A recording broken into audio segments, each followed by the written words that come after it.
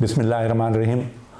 मोहतरम नाज़रीन, हमारा आज का मौजू है मोबाइल और दिमाग का कैंसर।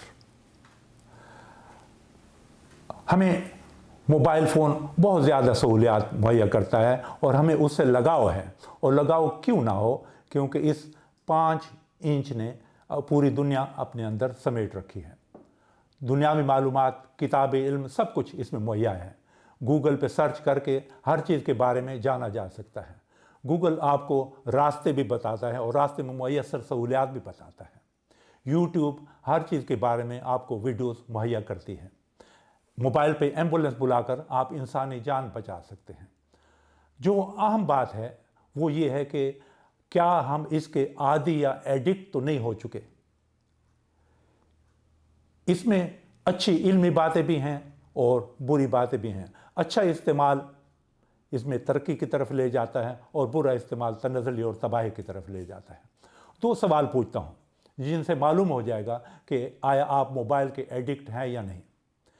पहला सवाल, क्या आप मोबाइल बार बार चेक करते हैं बग़ैर अलर्ट रिमाइंडर के?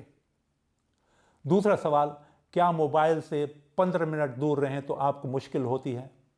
अगर इन 2 सवालों में से किसी एक का जवाब हाँ में है तो आप एडिक्ट हो चुके हैं, आप मोबाइल के नशे में आ चुके हैं।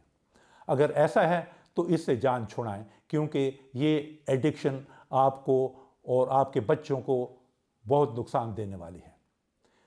हल क्या है इसका? सिर्फ ज़रूरत के वक्त मोबाइल इस्तेमाल करें, फजूलियात में वक्त ज़ाया ना करें।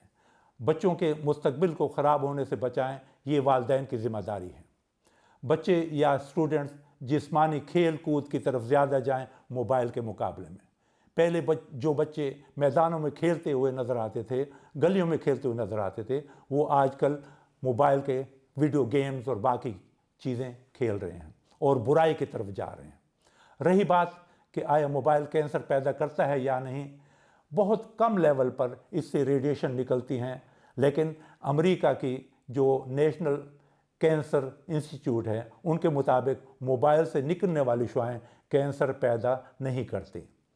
FDA ने भी 30 साल इस पे स्टडी की, उनको भी कोई वाज़ेह सबूत नहीं मिला कैंसर का। हाँ, यूरोप के 5 ममालिक से डाटा कुछ ये बताता है कि जो लोग 10 साल से ज़्यादा मोबाइल इस्तेमाल कर चुके हों उनमें एकाउस्टिक न्यूरोमा एक कैंसर होता है, उसका इम्कान निस्बतन आम लोगों से ज़्यादा होता है।